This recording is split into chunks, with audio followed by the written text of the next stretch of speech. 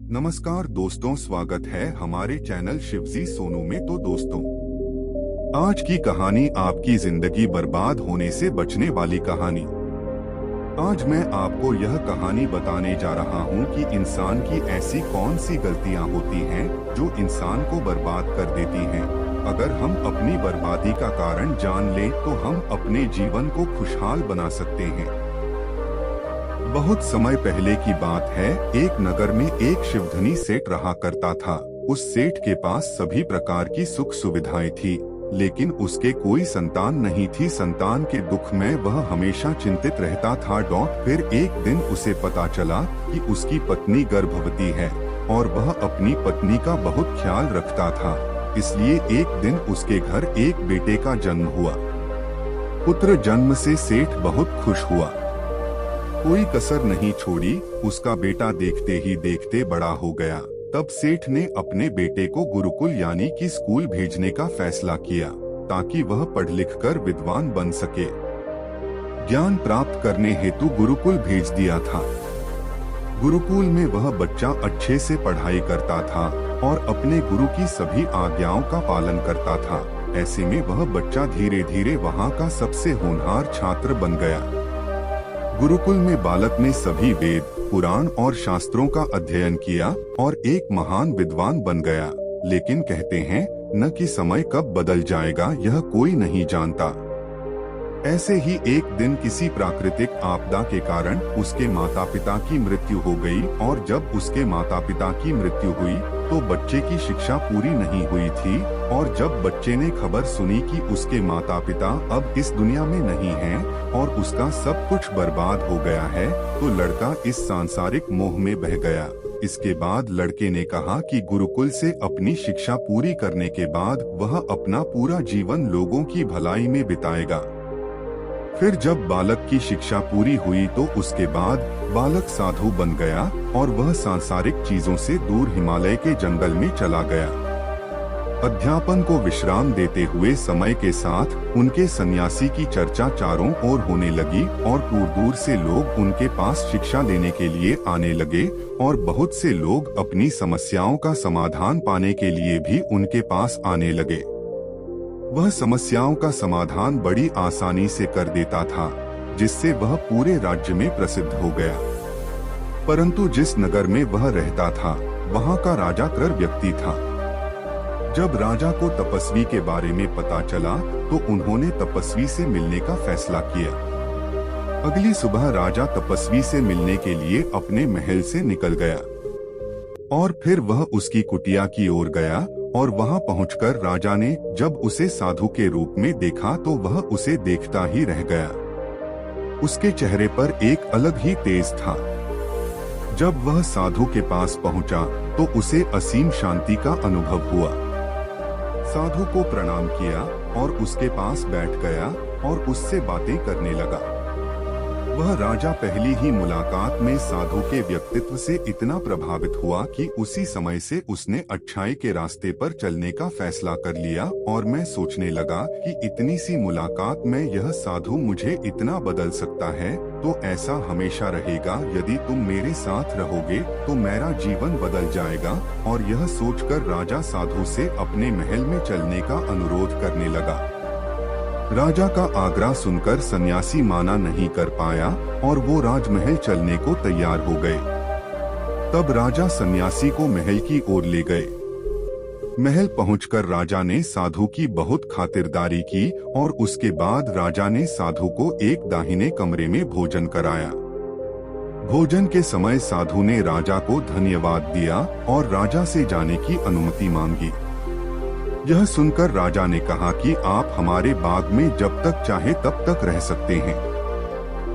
आपको यहाँ किसी भी प्रकार की असुविधा नहीं होगी और आप यहाँ रहेंगे तो हमारे लोगों को भी अच्छा लगेगा और हमें भी अच्छा लगेगा।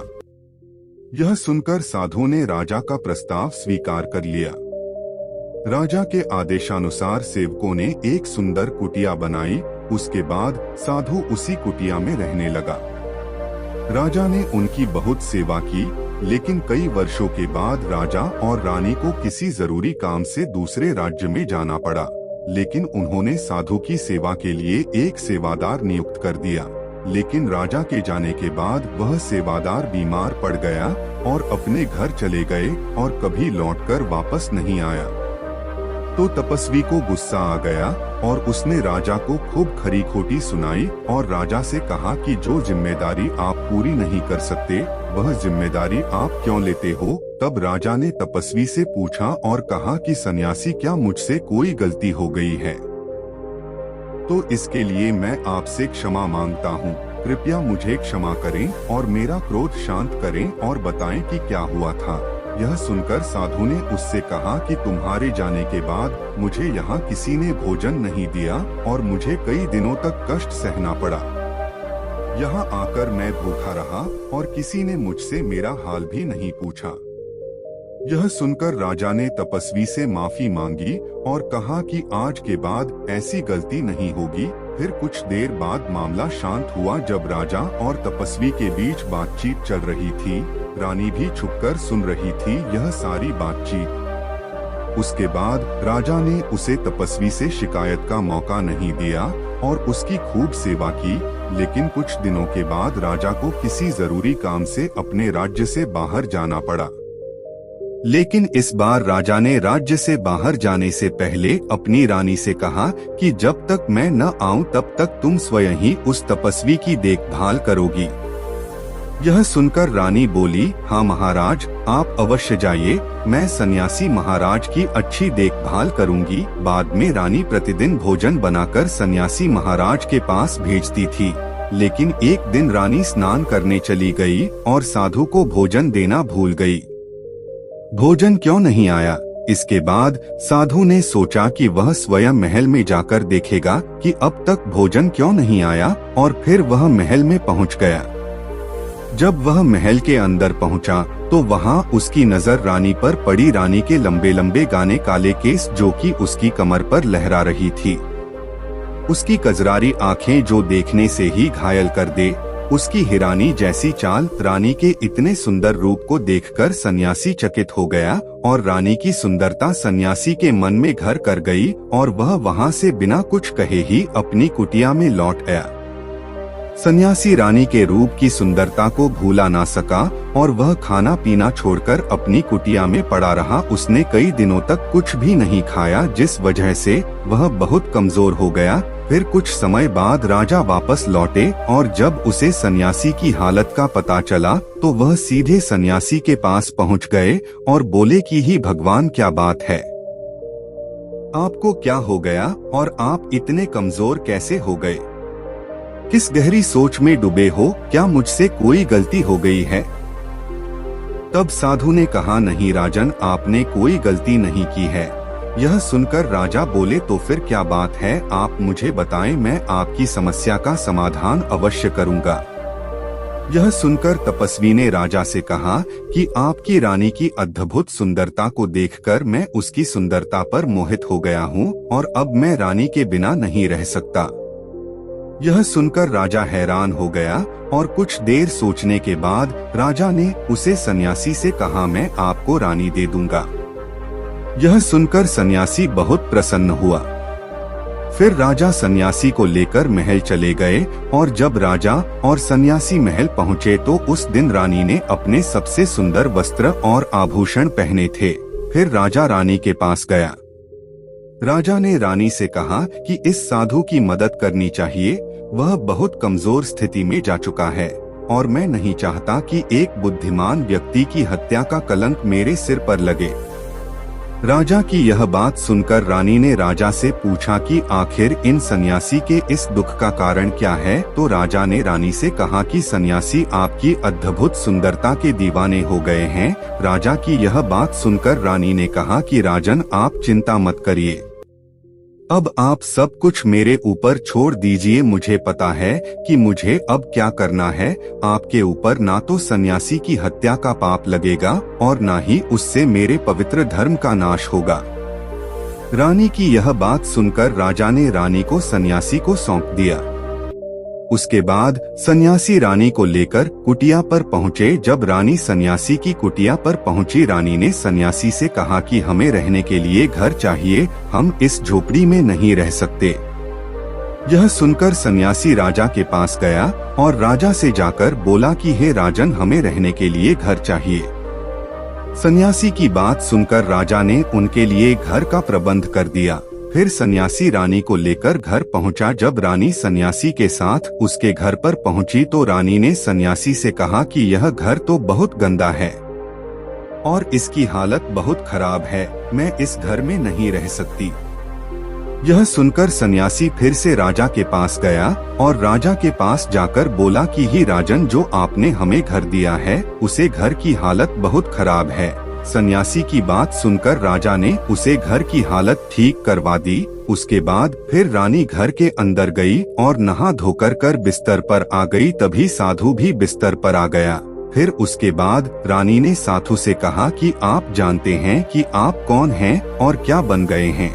आप एक महान साधु थे जिनके लिए राजा स्वयं सभी आवश्यक चीजें उपलब्ध कराते थे, जिनके पास दूर दूर से लोग ज्ञान प्राप्त करने आते थे, जो लोगों को सत्य का मार्ग दिखाते थे, जो लोगों की समस्याओं का समाधान करते थे, जिन्हें सभी लोग गुरु मानते थे, जिसे सब लोग भगवान मानकर पूजते थे।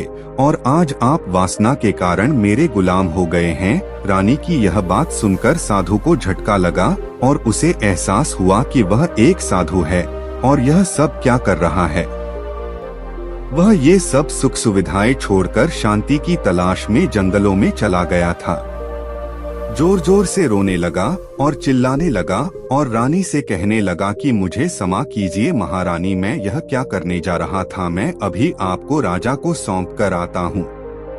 सन्यासी की बात सुनकर रानी ने सन्यासी से प्रश्न किया कि साधु महाराज, मेरे मन में एक प्रश्न उठ रहा है, कृपया मेरे प्रश्न का उत्तर दीजिए। रानी की बात सुनकर सन्यासी ने कहा कि पूछो, तुम्हारा क्या प्रश्न है। फिर रानी ने कहा कि जब आपको उस दिन भोजन नहीं मिला तो आप बहुत क्रोधित हो गए। तब मैंने आपके ये रूप पहली बार देखा था और तभी से मैं आपके व्यवहार में परिवर्तन महसूस कर रही थी। ऐसा क्यों हुआ साधु महाराज, आखिर आपको इतना क्रोध क्यों आया। रानी की बात सुनकर सन्यासी ने रानी को समझाया कि जब मैं जंगल में था तो मुझे समय पर भोजन भी नहीं मिलता था, लेकिन जब मैं महल में आया तो महल में आने के बाद मुझे सारी सुख सुविधाएं मिली और फिर मैं इन सभी सुख सुविधाओं के मोह में फंस गया और मुझे इसके प्रति लगाव उत्पन्न हो गया और फिर मुझे इसको पाने का लालच उत्पन्न हो गया और जब मुझे यह नहीं मिला तो मेरे अंदर क्रोध उत्पन्न हुआ। फिर सन्यासी ने कहा कि महारानी, सच तो यह है कि अगर इच्छा पूरी नहीं हो तो क्रोध उत्पन्न होता है और अगर इच्छा पूरी हो जाए तो लालच बन जाता है। फिर सन्यासी ने रानी से कहा, यह इच्छा की पूर्ति ही मुझे वासना के द्वार तक लेकर आई है और मैं आपके प्रति आकर्षित हो गया। इसके बाद वो सन्यासी रानी को लेकर राजा के पास गया और बोला कि राजन, मुझे क्षमा कर दीजिए, मुझे अपनी गलती का एहसास हो गया है।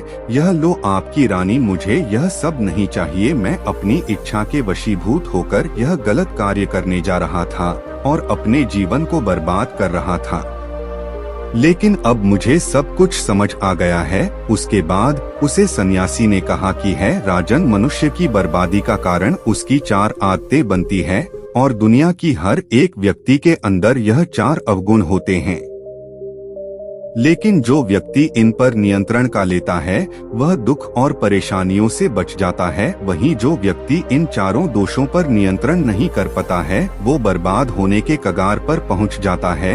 यह सुनकर राजा ने कहा कि महाराज, आप मुझे वो 4 आदतें बताइए जिससे कि मनुष्य की बर्बादी हो जाती है। फिर सन्यासी ने राजा को मनुष्य को बर्बाद करने वाली आदतों के बारे में बताया कि हे राजन, मनुष्य को बर्बाद करने वाली पहली आदत है इच्छा, क्योंकि इच्छा ही दुनिया की हर एक व्यक्ति के अंदर सबसे पहला अवगुण होता है और जो व्यक्ति अपनी इच्छाओं को नियंत्रण में नहीं रख पाता है वह जीवन के किसी भी क्षेत्र में सफल नहीं हो पाता है, क्योंकि जैसे ही उसकी एक इच्छा पूरी होती है वह दूसरी की ओर बढ़ाने लगता है और दूसरी पूरी होती है तो तीसरी इच्छा उसके मन में जागृत हो जाती है और फिर ऐसे करते करते इच्छाओं पर नियंत्रण न होने के कारण इसी जाल में उलझा रहता है और दुखी रहता है। इसीलिए राजन, जब हम इच्छाओं पर नियंत्रण पा लेते हैं तो हम हमारे मन पर भी नियंत्रण पा लेते हैं, और जब हमारा मन हमारे बस में होता है तो हमें सुखी प्राप्ति होती है। फिर जो हम चाहते हैं वही हमारे साथ होता है। फिर सन्यासी कहता है कि हे राजन, मनुष्य को बर्बाद करने वाली दूसरी आदत है वासना। वासना का जन्म हमारे मन में उठने वाली इच्छाओं से होता है। जिस प्रकार इच्छा का कोई अंत नहीं होता और मनुष्य वासना के जाल में फंसता ही चला जाता है, वासना के वशीभूत होकर मनुष्यों को कुछ भी नजर नहीं आता है। आज तक जितनी भी लड़ाइयाँ हुई है उनका सबसे बड़ा कारण स्त्री को पाने की इच्छा ही रही है। स्त्री के प्रेम में वशीभूत होकर राजा महाराजाओं ने आज से पहले बहुत सारे युद्ध किए हैं। रावण भी संसार का सबसे बुद्धिमान व्यक्ति था, लेकिन उसने भी माता सीता की सुंदरता की जाल में फंसकर अपना सब कुछ बर्बाद कर लिया। उसकी मृत्यु का कारण एक स्त्री ही बनी थी। कई राजा महाराजा तो युद्ध में इसलिए हार गए क्योंकि वो लोग स्त्रियों से रासलीला रचने में ही रह गए। ईश्वर ने तो स्त्री की उत्पत्ति इस संसार को बढ़ाने के लिए की है, लेकिन आजकल लोगों ने इसे अपनी वासना का शिकार बना लिया है, अपने मनोरंजन का साधन समझने लगे हैं, और जब उन्हें अपना यह मनोरंजन नहीं मिलता तो वो पागल हो जाते हैं और ना जाने क्या क्या कर बैठते हैं।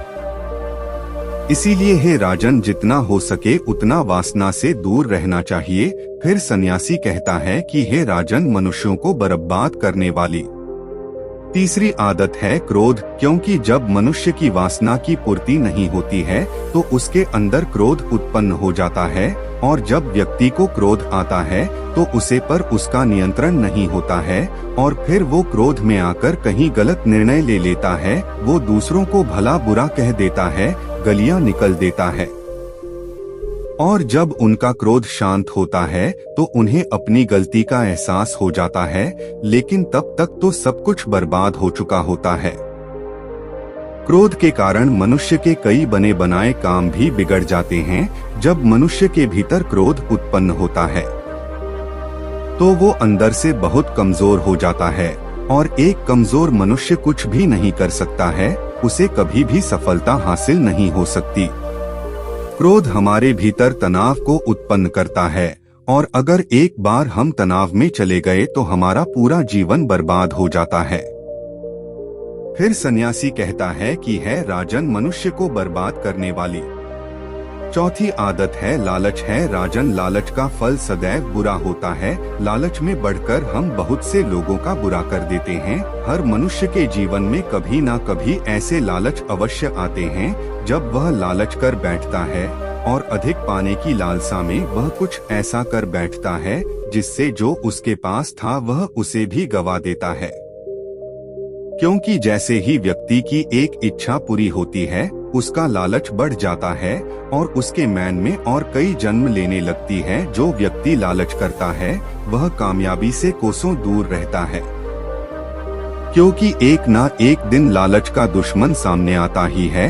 अगर हम समय रहते ही लालच को त्याग दें और उसकी जाल में ना फंसे तो हम एक सफल व्यक्ति अवश्य बन सकते हैं। फिर अंत में सन्यासी राजा से कहता है कि हे राजन, अगर मनुष्य चारों आदतों को छोड़ देता है तो उसे जीवन में सफल होने से कोई नहीं रोक सकता।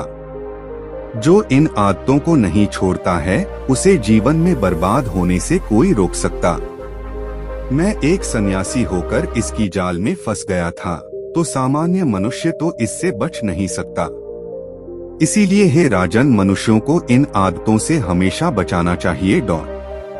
तो दोस्तों, कहानी आपको अच्छी लगी है तो प्लीज चैनल को सब्सक्राइब और वीडियो को लाइक जरूर कीजिएगा, और कमेंट में नमो बुद्धाय अवश्य लिखें।